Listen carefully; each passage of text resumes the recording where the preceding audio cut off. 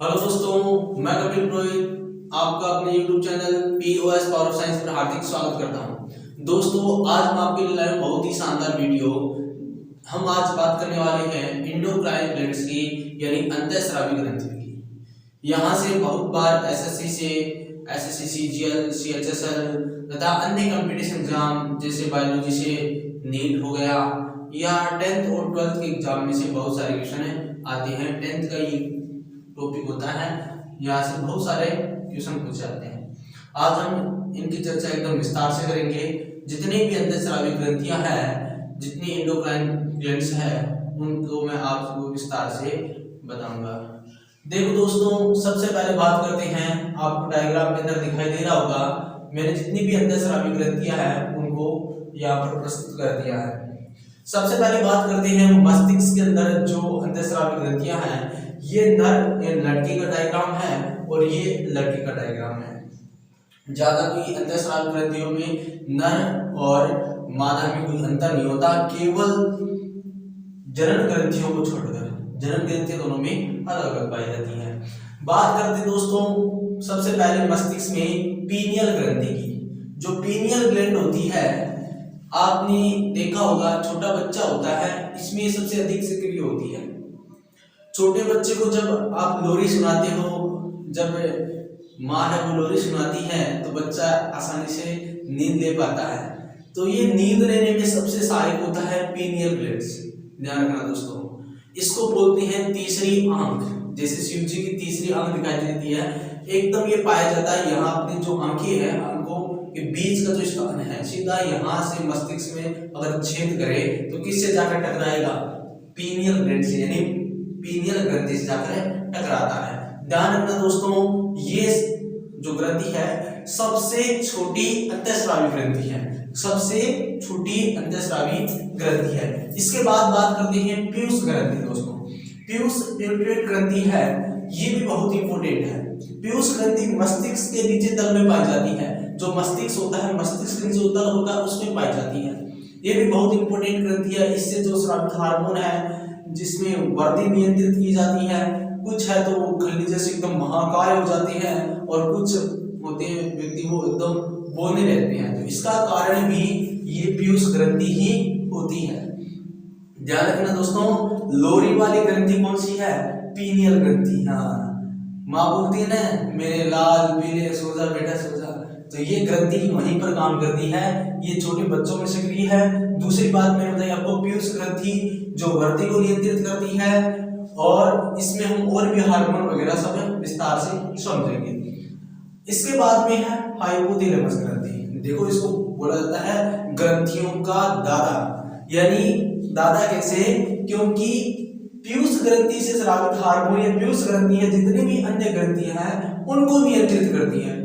और हाइपोथैलेमस ग्रंथि है, ये पीयूष ग्रंथि समेत पूरी बॉडी में जितनी ग्रंथियां हैं उनको नियंत्रित करती है।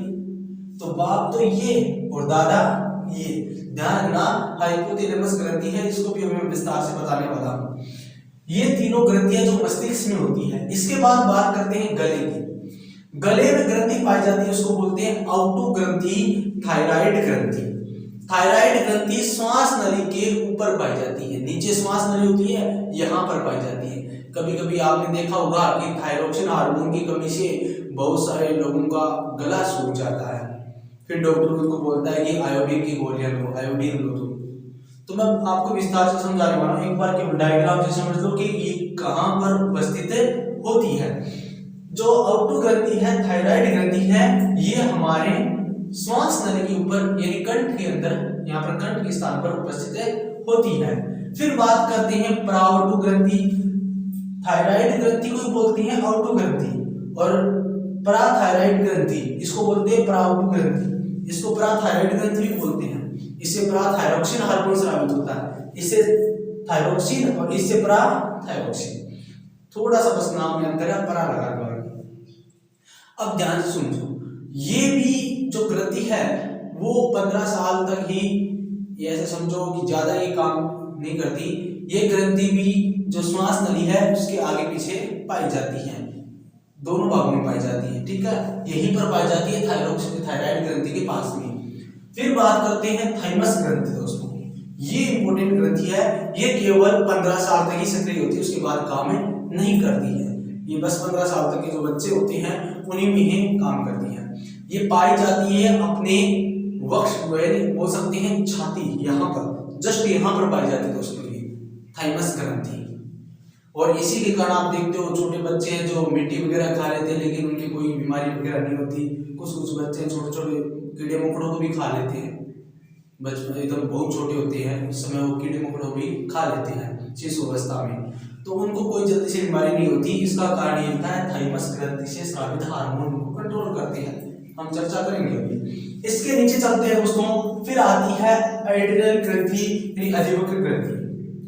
अपनी जो वृक्क है, किडनी है, दोनों साइड किडनियां हैं, किडनी के ऊपर होती है अधिवृक्क ग्रंथि यानी एड्रिनलिन ग्रंथि, जिसके कारण से गुस्सा आता है, तेज गुस्सा। कभी आप देखते हो, आप कभी लड़ाई हो जाती है तो हर किसी को गुस्सा कंट्रोल नहीं होता, तो वो इसी ग्रंथि से स्रावित एड्रेनलिन हार्मोन के कारण होता है। इसीलिए इसको कहा जाता है करो या मरो ग्रंथि। अभी चर्चा करेंगे आगे। देखो फिर अग्नाशय ग्रंथि, ये मिश्रित ग्रंथि है, बहिःस्रावी के अंदर ही पड़ी जाती है और अंतःस्रावी के अंदर ही पड़ी जाती है, ध्यान रखना। ये कौन सी ग्रंथि है? अग्नाशय ग्रंथि। ध्यान रखना दोस्तों, ये अपने बाई साइड पाई जाती है। लेफ्ट साइड तो जो बहिःस्रावी यकृत ग्रंथि पाई जाती है, राइट साइड तो, और लेफ्ट साइड पाई जाती है ये लेफ्ट साइड पाई जाती है अग्नाशय ग्रंथि।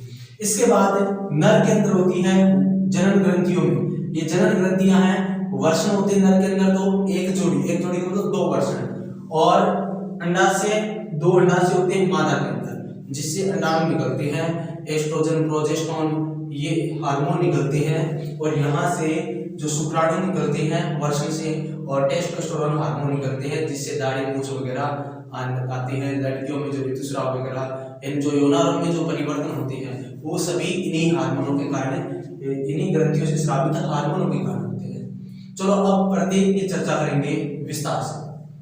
सबसे पहले बात करते हैं हाइपोथैलेमस ग्रंथि यानी हाइपोथैलेमस ग्लैंड के बारे में।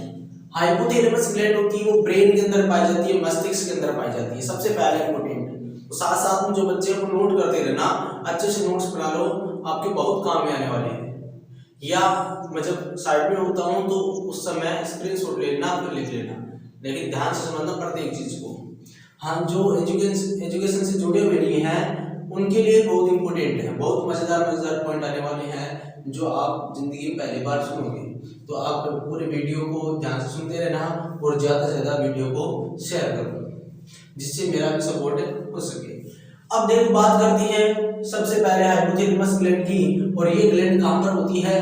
मस्तिष्क के अंदर होती है, ब्रेन के अंदर पाई जाती है, और इसके द्वारा नर्वस हार्मोन स्रावित होते हैं, यानी ये नर्वस हार्मोन को त्यागती है। अब इन नर्वस हार्मोन से क्या होता है? भूख, प्यास, इन सबको नियंत्रित करता है, जैसे प्रेम, घृणा, ठंड, गर्मी, इन सबको नियंत्रित यही मेरा जो हाइपोथैलेमस ग्रंथि होती है, हाइपोथैलेमस ग्लैंड होती है, इनके द्वारा जो हार्मोन स्रावित होते हैं वो नियंत्रित करते हैं। अब किसी में ये जो ज्यादा सक्रिय हो जाती है तो उसमें तो प्रेम रूपी, जैसे श्री कृष्ण जी थे उनमें तो प्रेम का भंडार था, तो ये ध्यान रखना श्री कृष्ण जी में हाइपोथैलेमस ग्लैंड है वो सबसे अधिक सक्रिय थी। तो जिसमें हाइपोथैलेमस ग्लैंड सक्रिय होती है इनमें भूख बहुत अधिक लगती है, प्यास लगती है, और इसकी तो बात ही नहीं करनी, वो तो प्रेम रस में डूबा रहता है। अब बात करते हैं इस ग्रंथि को ऐसे समझो, सभी ग्रंथियों का दादा भी कहा जाता है। हाँ, दादा भाव कैसे? क्योंकि ये ग्रंथि सभी ग्रंथियों से स्रावित हार्मोन को भी नियंत्रित करती है। अपनी पूरी बॉडी के अंदर जितने भी अंतःस्रावी ग्रंथियों से हार्मोन निकलते हैं उन सबको यही ग्रंथि नियंत्रित करती है, इसीलिए इसको कहा जाता है ग्रंथियों का दादा भाव है ये ग्रंथियों का। ध्यान रखना, इनको नोट कर लेना। इसके बाद में 2 नंबर ग्रंथि है, उसकी बात करते हैं पीनियल ग्लैंड यानी पीनियल ग्रंथि की। जो पीनियल ग्रंथि होती है, ध्यान रखना, ये भी मस्तिष्क में ही होती है, और मैंने आपको समझाया था अभी जस्ट कि ये ग्रंथि अपने दोनों अंगों के बीच में जो स्थान है उनमें अगर यहाँ से ड्रिल किया जाए, ड्रिल मशीन से यहाँ पर छेद किया जाए तो सबसे पहले हम किससे जाकर टकराएंगे? पीनियल ग्लैंड से जाकर टकराएंगे, यानी पीनियल ग्रंथि से। इसीलिए इसको कहा जाता है थर्ड आई, तीसरी आंख। ध्यान रखना दोस्तों, इसको बायोलॉजिकल ग्लैंड भी कहा जाता है। बायोलॉजिकल ग्लैंड भी इसी पीनियल ग्लैंड को कहा जाता है। इसके द्वारा दो हार्मोन प्राप्त होते हैं, दो हार्मोन निकलते हैं इससे, और बहुत ही इंपॉर्टेंट हार्मोन है। पहला है मेलाटोनिन हार्मोन और दूसरा है सेरोटोनिन हार्मोन। जो मेलाटोनिन हार्मोन है दोस्तों, ये रात को सक्रिय होता है और इससे आप देखते हो रात में अपनी जो त्वचा है वो डार्क हो जाती है, थोड़ी काली काली हो जाती है, वो इसी हार्मोन के कारण होती है। नाम याद रखना कौन सा, मेलाटोनिन हार्मोन। अब बात करते हैं दूसरा सेरोटोनिन हार्मोन। तो सेरोटोनिन हार्मोन होता है, ये सबसे अधिक बच्चों में सक्रिय होता है और इससे नींद आती है। ध्यान रखना दोस्तों, सीधी सीधी बात है, इस हार्मोन से नींद आती है। इसीलिए देखते हो ये ज्यादा बच्चों में सक्रिय होने के कारण ही ये ग्रंथि बच्चों को अधिक नींद आती है। जैसे जैसे आयु बढ़ती है और नींद आना क्या होती है, कम होने लगती है, नींद उड़ने लगती है।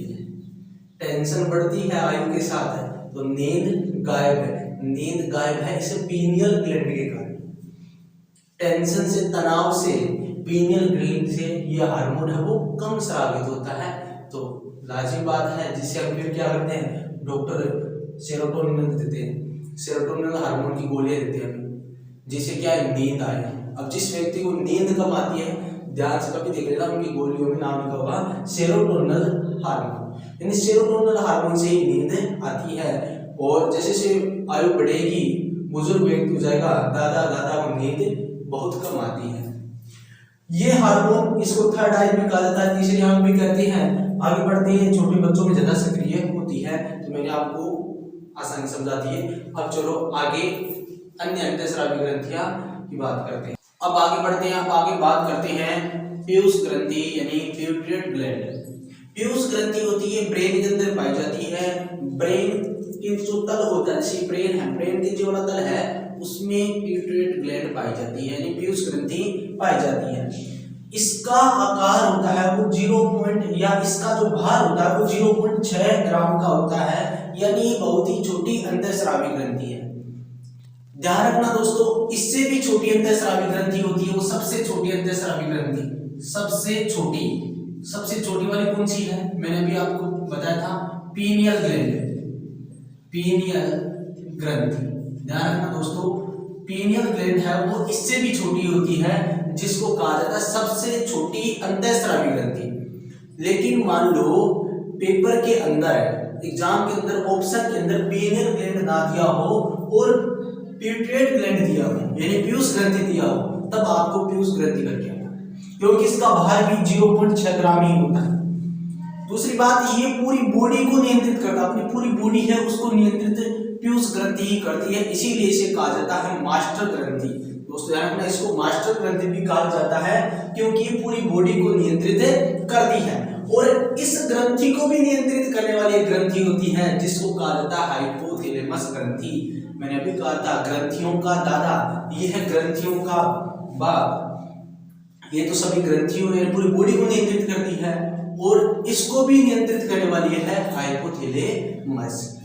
इसका आकार होता है वो मटर के दाने के समान होता है, मटर के दाने के समान, जो मटर का दाना होता है, मटर के दाने के समान इसका आकार होता है पीयूष ग्रंथि का। अब इस ग्रंथि से निकलने वाले जो हार्मोन है उन सब की हम बात करने वाले हैं। इस ग्रंथि से जो पहला हार्मोन निकलता है वो है TSH, बहुत ही इंपॉर्टेंट है दोस्तों, ध्यान रखना। इस ग्लैंड से बहुत अधिक प्रश्न पूछ जाते हैं, चाहे वो SSC सीजीएल हो, चाहे वो नीट हो, किसी भी एग्जाम से रिगार्ड आप तैयारी कर रहे हो तो आप इस ग्लैंड को ध्यान से पढ़ना, बहुत मजेदार है।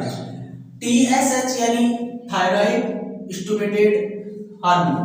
थायराइड स्टिमुलेटेड हार्मोन होता है दोस्तों, ये हार्मोन थायरोक्सिन हार्मोन को स्रावित करने के लिए थायराइड ग्रंथि को उत्तेजित करता है।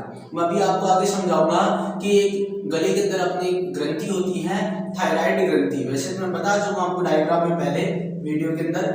थायराइड ग्रंथि से थायरोक्सिन हार्मोन निकलता है, उसको कौन नियंत्रित करता है, जो थायराइड ग्रंथि है उसको उत्तेजित करता है कौन, TSH, ध्यान रखना।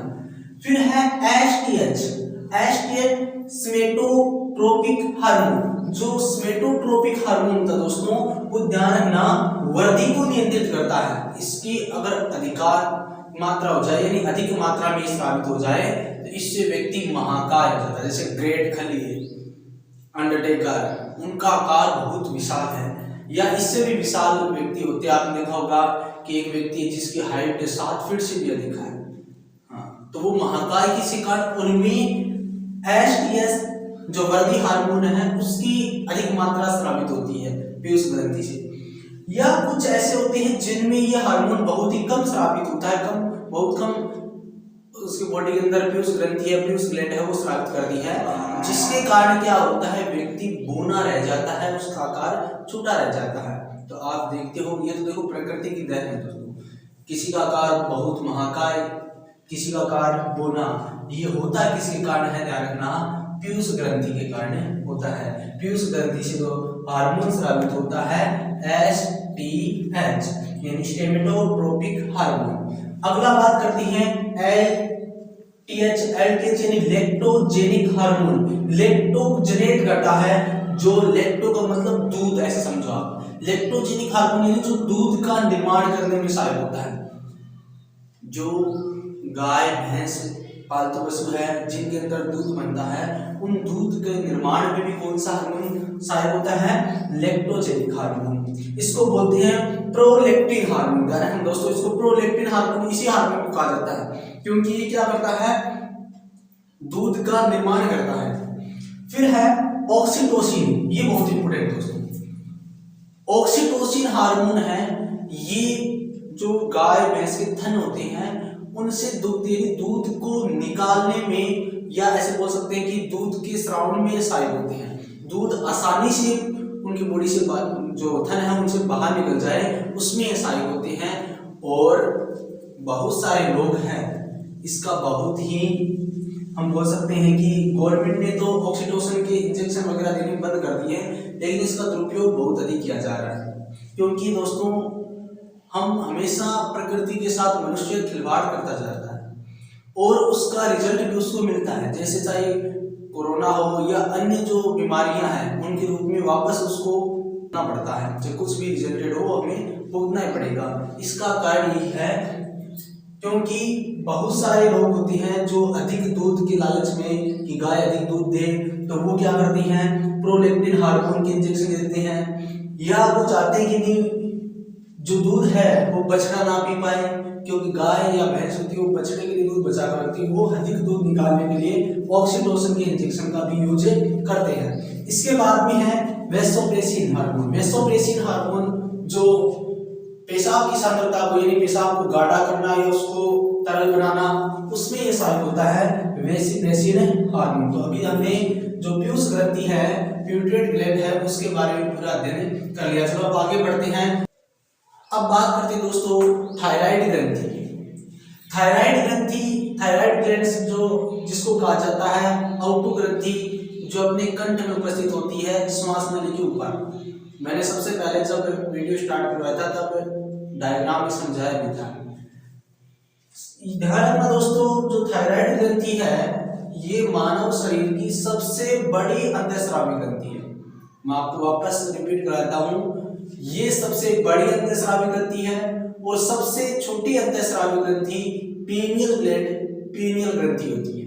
ध्यान रखना दोस्तों, जिसको तीसरी आंख भी कहा जाता है। हाँ, सबसे बड़ी अंतःस्रावी ग्रंथि कौन सी है, थायराइड ग्रंथि, जो क्या करती है, ब्लड प्रेशर को भी नियंत्रित करती है, रक्तचाप को, ब्लड प्रेशर को नियंत्रित करती है। डॉक्टर को देखा होगा बीपी चेक करने के लिए लगाता है यहाँ पर पट्टा सा, स्पेक्ट्रोमेनोमीटर, उस यंत्र का नाम होता है जो रक्तचाप को मापता है, बीपी को मापता है। हाँ, तो उससे बीपी मापता है। ध्यान रखना, ये बीपी को नियंत्रित करता है, कंट्रोल में लाता है। कौन सा, जो थायराइड ग्रंथि से स्रावित जो हार्मोन होते हैं। अब बात करते हैं कि इससे हार्मोन निकलता कौन सा है, तो ध्यान रखना थायराइड ग्रंथि से थायरोक्सिन हार्मोन निकलता है। कौन सा हार्मोन निकलता है, थायरोक्सिन हार्मोन। और थायरोक्सिन हार्मोन निकलने के लिए, या बोल सकते हैं थायरोक्सिन के निर्माण के लिए दो पदार्थ की, दो तत्वों की आवश्यकता पड़ती है, टायरोसिन और आयोडीन।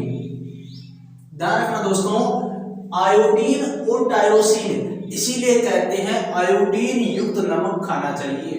हाँ, एड में आपने टीवी वगैरह में देखा होगा आयोडीन युक्त नमक, तो आयोडीन युक्त नमक इसीलिए कहा जाता है क्योंकि नमक के अंदर आयोडीन की मात्रा अगर संतुलित होगी तो थायराइड ग्रंथि से थायरोक्सिन हार्मोन निर्मित होगा। तो आयोडीन की अगर कमी हो जाए तो क्या होगा, तो ध्यान रखना, तो गाइटर घेंगा नामक रोग हो जाएगा और गला सूख जाएगा। आपने देखा होगा बहुत सारे लोग होते हैं जिनके गाइटर घेंगा रोग होता है, जिसको गलगंट रोग भी कहते हैं, जिसे गला फूल जाता है। तो ध्यान रखना दोस्तों, ये वही रोग है गाइटर घेंगा, जो किसकी कमी से, आयोडीन की कमी से। और आयोडीन की जब कमी होगी तो थायराइड ग्रंथि थायरोक्सिन हार्मोन नहीं बना पाएगी।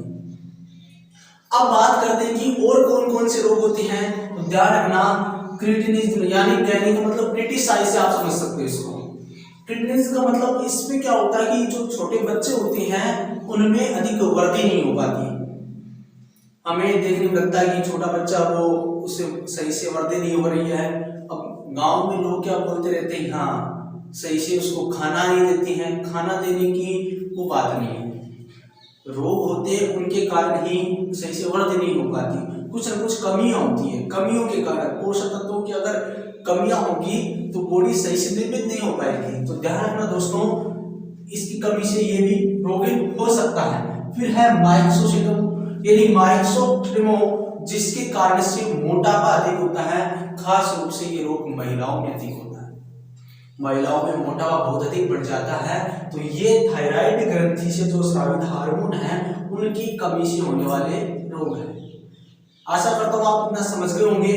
अब बात करते हैं थायराइड ग्रंथि के पास में मैंने आपको बताया था पराउटु ग्रंथि यानी पराथायराइड ग्रंथि, इसको बोलते हैं आउटु ग्रंथि, इसको बोलते हैं पराउटु ग्रंथि यानी पराथायराइड ग्रंथि। देखो याद करना बहुत आसान है। पराथायराइड ग्रंथि, इससे पराथायरोक्सिन हार्मोन निकलेगा, इससे थायरोक्सिन निकल रहा था, इससे क्या निकलेगा, पराथायरोक्सिन हार्मोन। बात समझ में। अब ये जो ग्रंथि है ये इसलिए इंपोर्टेंट है क्योंकि दोस्तों मैंने आपको कहा था बॉडी को कंट्रोल करने वाली, बॉडी में जितनी भी ग्रंथियां हैं उनको कंट्रोल करने वाली ग्रंथि को कहा जाता है पीयूष ग्रंथि। लेकिन ये एकमात्र एक ऐसी अंतःस्रावी ग्रंथि है जो पीयूष ग्रंथि के कंट्रोल में नहीं है, यानी इसके ऊपर पीयूष ग्रंथि का कंट्रोल नहीं होता। इसीलिए इंपोर्टेंट मैंने यहाँ पर आपको कर दिया है कि पीयूष ग्रंथि के कंट्रोल में ये है नहीं है। इससे कौन सा हार्मोन, पराथायरोक्सिन हार्मोन निकलता है।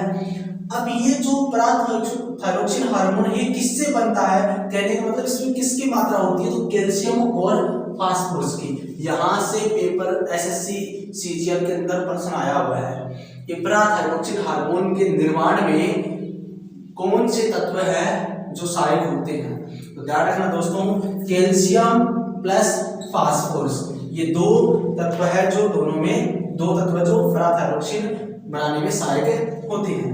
अब बात करते हैं थाइमस ग्लैंड की। थाइमस ग्लैंड जो हमारे वक्ष कुआं में छाती के अंदर पाया जाता है, जस्ट यहाँ पर थाइमस वक्ष कुआं के अंदर पाया जाता है। अब ये बनता किससे होता है, बना किससे, प्रोटीन से और लिम्फोसाइट से। ध्यान रखना दोस्तों, प्रोटीन और लिम्फोसाइट से। अब बात ये प्रोटीन की कैसे आती है, तो ध्यान रखना अपनी बॉडी के अंदर जितने भी हार्मोन स्रावित होते हैं वो सभी के सभी हार्मोन प्रोटीन से बने हैं। किससे बने होते हैं, प्रोटीन से। और जो थाइमस ग्रंथि से जो हार्मोन या बोल सकते हैं थाइमस ग्रंथि है वो बनी होती है प्रोटीन और लिम्फोसाइट से। ध्यान रखना, प्रोटीन और लिम्फोसाइट से। और ये केवल 15 साल तक ही कार्य करती है। 15 ईयर का जब बच्चा होता है वहां तक ही, उसके बाद में काम करना बंद कर देती है। इसी के कारण आप देखते हो छोटे बच्चे होते हैं वो धूल मिट्टी में खेलते हुए किसी कीड़े मकोड़े को खा जाते हैं, धूल मिट्टी को खा जाते हैं, तो उनके कोई प्रभाव नहीं पड़ता, वो प्रभावहीन होता है क्योंकि उस समय थाइमस ग्रंथि एक्टिव होती है। 15 साल के बाद में थाइमस ग्रंथि एक्टिव नहीं होती, इसीलिए ज्यादा भूख लगना स्टार्ट हो जाती है। जैसे छोटे बच्चे होते हैं वो बहुत कम खाना खाते हैं, 1 घंटे बाद वापस खाना खाते हैं, या कभी खेलने लग गए तो वो खाने को भूल जाते हैं। तो उनकी जो पूर्ति, जो खाने की पूर्ति है, ये खाने की जितनी आवश्यकता होती है वो आवश्यकता पूरी करता है थाइमस ग्लैंड। थाइमस ग्लैंड है वो प्रोटीन की आवश्यकता, क्योंकि इसमें प्रोटीन होता है, प्रोटीन से बना है, तो प्रोटीन की आवश्यकता को कंप्लीट कर देता है। तो बच्चे को जल्दी से भूखे नहीं भी लगती है, बच्चा सो भी जाता है, बिना खाए सो जाता है, तो वो थाइमस ग्लैंड के कारण होता है। ये इंपोर्टेंट ग्लैंड है, ध्यान रखना। अब आगे बात करते हैं, दो ग्रंथियां बची हैं, एक तो एड्रेनलिन ग्रंथि, एक जनन ग्रंथि। चलो दोस्तों बात करते हैं अधिवक्र ग्रंथि यानी एड्रेनलिन ग्लैंड। एड्रेनलिन जो ग्रंथि होती है या अधिवक्र ग्रंथि, इसको इसलिए कहा जाता है दोस्तों, ये दोनों वृक्क जो किडनी होती है दोनों साइड उसके ऊपर पाई जाती है, इसीलिए इसको कहा जाता है अधिवृक्क ग्रंथि या एड्रेनलिन ग्रंथि। अब एड्रेनलिन ग्रंथि से एड्रेनलिन ग्रंथि से एड्रेनलिन हार्मोन निकलता है। रखना, एड्रेनलिन ग्रंथि से कौन सा हार्मोन निकलता है? एड्रेनलिन हार्मोन, जिसको करो या मरो हार्मोन कहा जाता है। अब इसको करो या मरो हार्मोन क्यों कहा जाता है?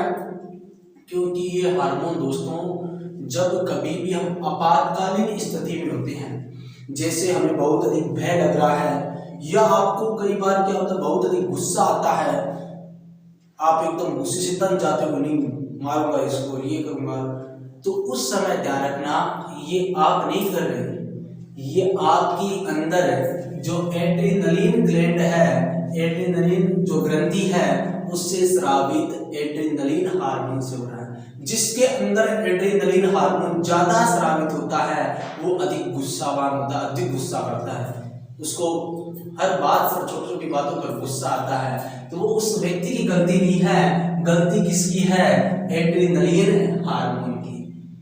इसीलिए इसे कहा जाता है करो या मरो हार्मोन, और इस ग्रंथि को कहा जाता है फाइट एंड फ्लाइट, या तो लड़ाई या उड़ा दो, फाइट एंड फाइट ग्लैंड कहा जाता है। ध्यान रखना, इससे क्या बढ़ जाती है? बीपी बढ़ जाती है। जब कभी भी आप स्टेज पर जाते हो भाषण के लिए तो हाथ पैर कंपाने लगते हैं, बॉडी पर पसीना आने लगता है, तो ये किसके कारण होता है? जिससे आपकी हार्ट बीट वो बढ़ जाती है, हृदय का जो स्पंदन होता है, हार्ट रेट होती है वो बढ़ जाती है, ब्रीथिंग बढ़ जाती है, श्वसन सांस जल्दी आते हैं। तो ये सब ध्यान रखना दोस्तों, एड्रेनलिन हार्मोन के कारण होता है, क्योंकि इससे बीपी बढ़ जाती है, ब्लड प्रेशर बढ़ जाता है, अपनी रगों के अंदर तेजी से जो रक्त है वो आने जाने लग जाता है। तो मेरे हिसाब से आपको अच्छे से समझ में आ गया होगा। लास्ट ग्रंथि है जो है जनन ग्रंथि। जनन ग्रंथि दोस्तों ध्यान रखना स्टेरॉइड से बनी होती है। किससे बनी होती है? स्टेरॉइड से। मैंने अभी आपको समझाया जितनी भी ग्रंथियां हैं वो सब की सब, या जितनी हार्मोन्स है जो ग्रंथि स्रावित होते हैं वो प्रोटीन से बनी है, जितनी भी ग्रंथियां वो प्रोटीन से बनी है। केवल जनन ग्रंथियां हैं वो किससे बनी होती है? स्टेरॉइड से बनी होती है। नर के अंदर, मेल के अंदर तो वर्षण टेस्टिस, और महिला फीमेल के अंदर अंडाशय। ये एक दोनों एक एक जोड़ी होती है, ध्यान रखना, ये भी एक जोड़ी और ये भी एक जोड़ी पैर के अंदर होती है, वन पैर दोनों के, एक पैर इसका होता है, एक पैर इसका होता है। जो वर्षण होता है टेस्टिस होता है नर के अंदर, टेस्टिस से ध्यान रखना एक तो निकलता है टेस्टोस्टेरोन, जो टेस्टोस्टेरोन हार्मोन होता है। ध्यान रखना दोस्तों, इस हार्मोन से जो पुरुष होता है या जो किशोरावस्था के अंदर जो लड़का होता है उसमें बहुत सारे परिवर्तन आते हैं, लैंगिक, उनको बोलते हैं गौण लैंगिक परिवर्तन या गौण लैंगिक लक्षण, जैसे दाढ़ी मूंछ का आना या जो शोल्डर है उनका फैल जाना, ये सब, या बोल सकते हैं वर्षण के अंदर शुक्राणु का सक्रिय हो जाना, वो जन्म के योग्य हो जाना, वो सब ये किसके कारण होता है? टेस्टोस्टेरोन हार्मोन के कारण होता है। इसी से क्या निकलते हैं? स्पर्म निकलते हैं, शुक्राणु निकलते हैं। ध्यान रखना, वर्षण से ही निकलते शुक्राणु और वर्षण से निकलता है टेस्टोस्टेरोन हार्मोन।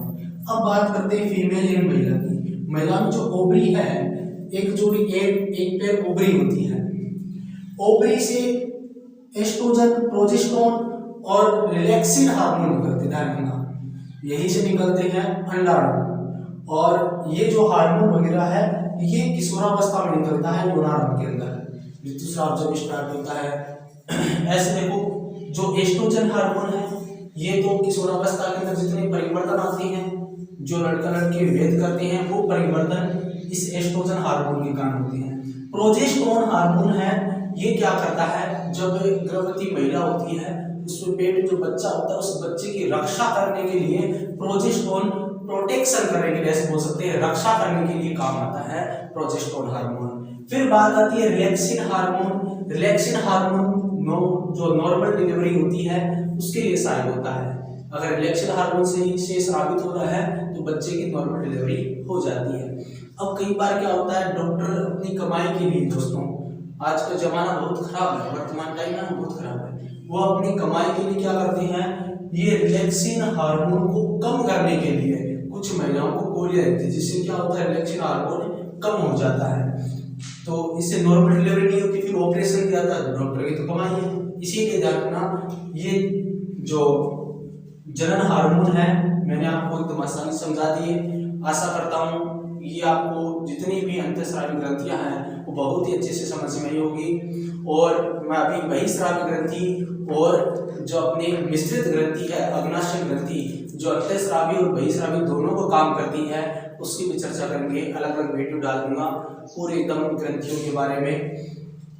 तो अब मैंने तो अपना काम कर दिया, आप अपने वीडियो को लाइक और चैनल को जिसने भी सब्सक्राइब नहीं किया है तो प्लीज़ चैनल को सब्सक्राइब कर लीजिए और वीडियो को ज़्यादा से ज़्यादा शेयर कीजिए।